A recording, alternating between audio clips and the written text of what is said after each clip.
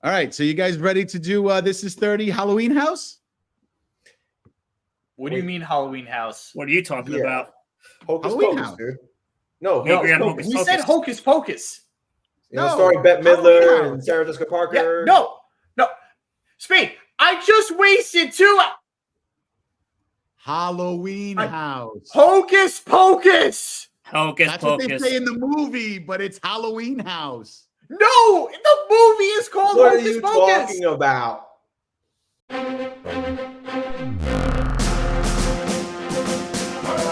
Welcome back to This Is 30, where today we're talking about Hocus Pocus, which was originally called Halloween House. Oh, that I makes sense. actually had no idea about that. So the original script No, I was get it. written back in like 1984 by the was it the writer or the director? Regardless, That long ago? Huh. yeah, he originally, the idea came to him when he was using it as a bedtime story for his daughter during Halloween season. And then, because he was in the industry, one thing led to another. Next thing you know, 9 years later, he creates the movie. It's a scary bedtime story for a kid. Yeah. So, hey, these witches are going to take you away when they sing to you. Good night. Details, Johnny. Details. Details. Yeah, exactly. Semantics. So yeah, guys, this movie came out in 93. What do you guys think? Initial thoughts. Quick initial thoughts. Go. Bette Midler is a damn national treasure. Oh, Absolutely. without a doubt. Yep. Before her was Betty White, but now it's her. Mm-hmm. Yeah, the mantle has been passed. Yeah. This movie is considered a classic, and for good reason. It proved once again, and this is the first time I watched it in years, and I liked it better this time than I liked it the first time. Okay. Yeah. I'd like to think that this movie kickstarted the 90s golden era of family-friendly, I almost want to say horror movies, but Halloween-themed movies that everybody can enjoy. I feel like we haven't had that since the 90s, and this is the movie that really kind of kickstarted that. Now, hang on a second. I actually do need to look this up, but a little ghost I feel like would want to argue against that by the name of Casper. True. Yes, I could see that. Wait, when did Casper come out? Hold on. He I was feel more like of an 80s Casper came out like way before this. Maybe like but that was the I thought cartoon. That was the I thought it cartoon. No, there was a live action. There was a live action movie for Casper. But I like in this movie. Well, I guess you could put it in the same category. But I like in this movie more to like other like Disney Halloween movies like Halloween Town and Under Wraps and like stuff like that. Like it's just something that like a family can like sit down and just kind of enjoy. And there's like maybe some like little slightly dark scenes here and there, but like overall it's just like a typical Disney adventurous type of Halloween movie with some spookiness in it. We haven't gotten that in a while. Casper came out in 95. Ah, really? Yeah, but there was a cartoon that was that was back in like the 70s. The cartoon was in the 70s or something like that. Yeah. Okay. All right. Look, when it comes to this time of year, spooky season, Halloween season, whatever you want to call it, the go-to movies is horror, but that has gore and violence. So, like Johnny 64 says, you need something family friendly, and this is in the conversation of one of the best, if not the best, non-scary, non-horror Halloween movie. It's definitely a classic for sure, and it tops that list if we take horror out of the conversation of what could be the best Halloween movie and just focus on the more. I mean, of course, you gotta be spooky elements, scary elements, to tie into the season. But if you just narrow the lane a little bit to non-horror, non-scary, it's probably number one family or friendly. Near the top. It's spooky, family friendly. Yeah, family friendly, lighthearted fun.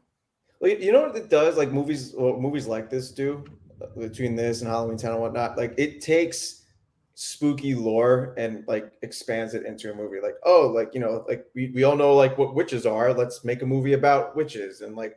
I mean, Halloween Town was like a whole bunch of other stuff, you know, like vampire, like even it's like these movies starting to come back to my head, like remember that movie with Focus. Remember that movie with Caroline Ray and the guy from The Nanny? My mom is on a date with a vampire or something like that. Yes. Also a Disney Channel movie. But yes. Oh my like God. that was about like vampire lore and like expanded that into a movie. So I feel like movies like that, where it's like, yeah, it's not technically scary, you're not like getting spooked or anything like that, but like it's like a Christmas movie where, you know, like the Christmas movies about like the lore of Santa Claus and things like that. Like we have the lore of, you know, like witches and vampires and things like that make for like you know, easy family friendly flicks that, you know, are themed around the holiday. And this, I think, nailed it in a lot of ways. I can't stop thinking about Don't Look Under the Bed, another Disney Channel original movie focused on the boogeyman, which had its own lore and everything that it expanded upon. But that's it. We're getting back to Hocus Pocus. Yes. Back to Hocus Pocus, please. One thing I do want to point out that I noticed with this movie, I never noticed before, the main character, Max, gets his ass kicked like throughout majority of this movie by the witches, and I just remember I don't remember him getting beat up this badly. Yeah, he gets sent flying, and I think like at one point, like he has like a fucking shelf come onto him, like he's just like underneath like rubble or something like that.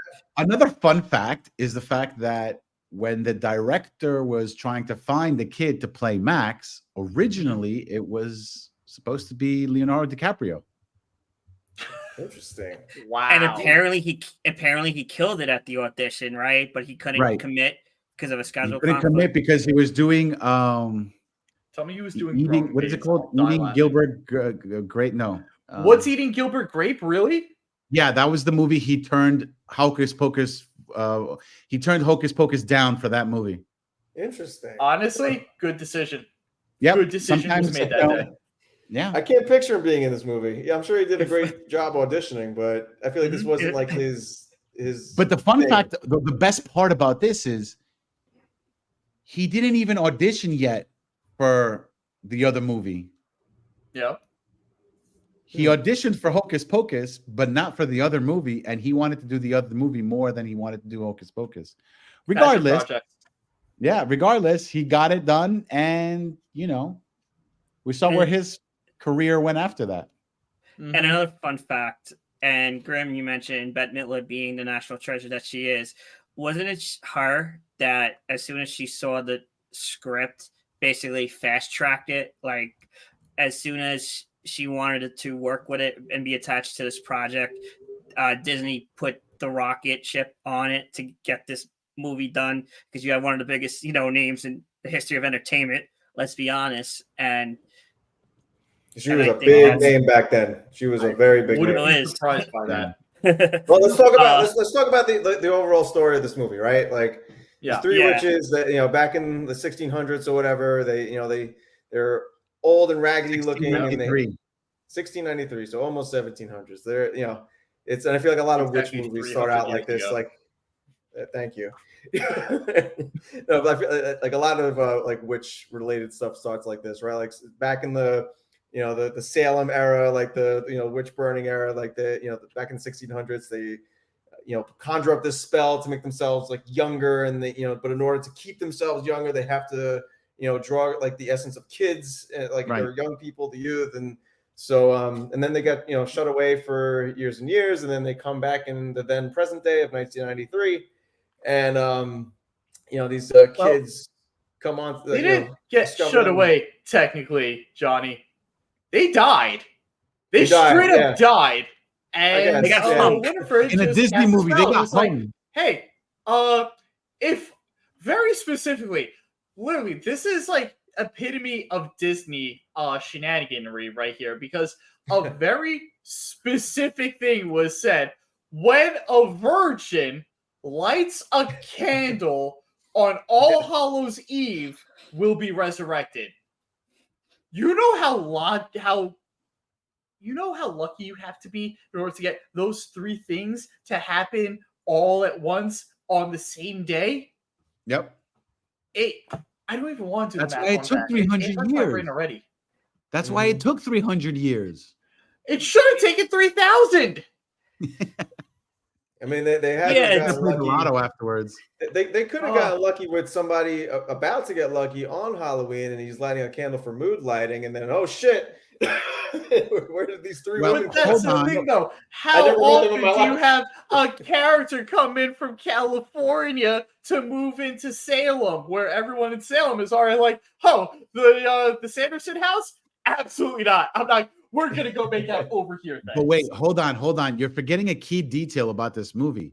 For 300 years, Thackeray Binks was protecting them from coming back. Well, not protecting them, more like stopping them from coming back. Preventing them. He failed because the California kid showed up.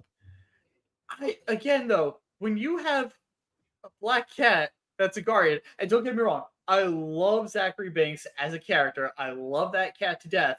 It's not Z. It's not Z. It's TH. Excuse me. Fine. Thackeray. Thackeray. I wanted to call the cat.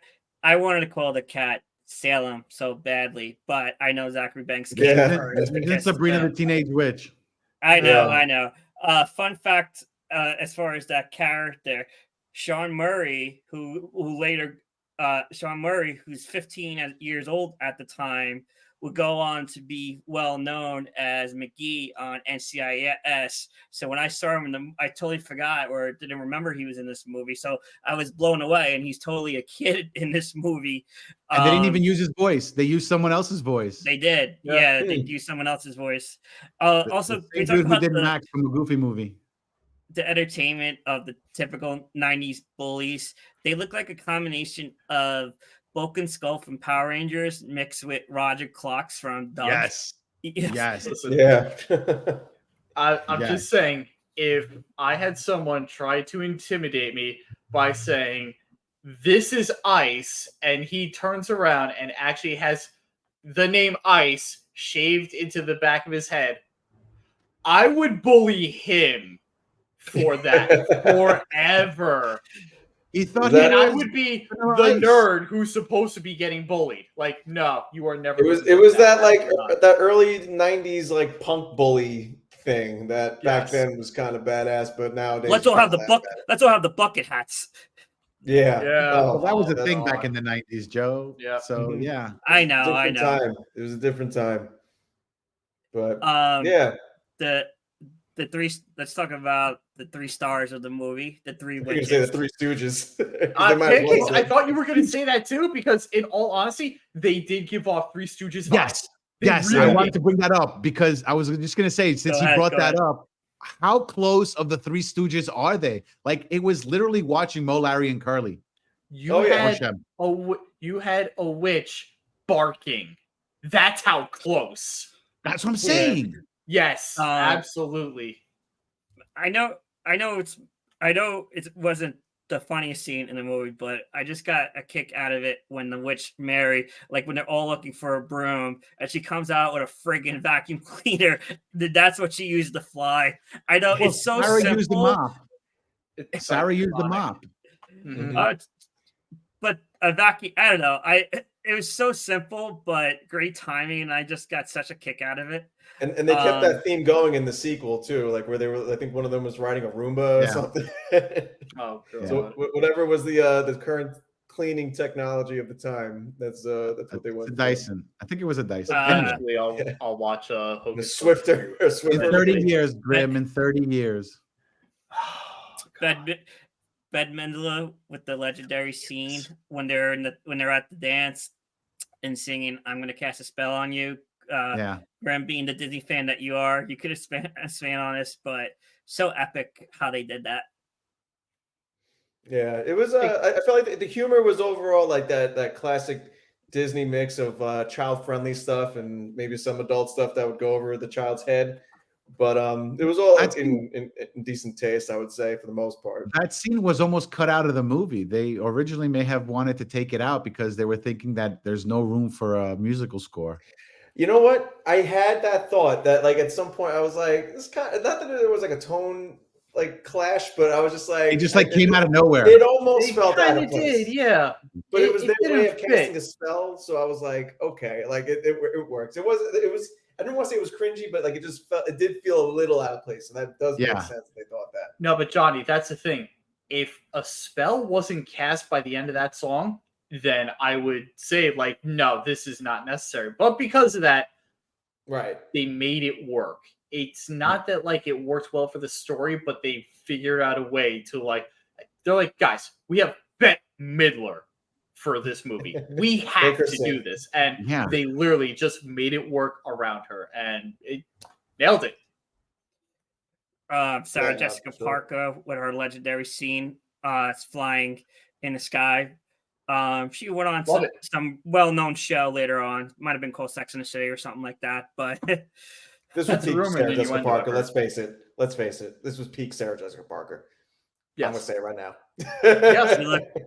She looks so glorious. I'll agree. She looks so glorious in that scene, but I'll leave it at that. Might have been a childhood crush. Not gonna lie. Between her and what was the other actress name? Vanessa Shaw. Definitely had like a 5-year-old crush too on the two of them. Good time. Okay, well then. So anyway, did you guys also know that the director of this is also the guy in charge of High School Musical? All three of them. Really? Yeah. Kenny Ortega. Yeah. So he's been in the Disney house for quite some time. He's done a few things for Disney. So yeah. That was man, why you gotta ruin stuff? Sorry. We got a musical scene in the high school, so that was, you could say, a precursor to what was to come. Yeah, right. And I think he did Newsies too. It wasn't. It was at a town hall meeting. Oh, true. I kept thinking it was at like a prom. My bad. You're right. You're right. And Spade, he did Newsies. He did Newsies too, another Disney movie. Yes. And he was also well known for directing concert films. He did a lot of work with Michael Jackson.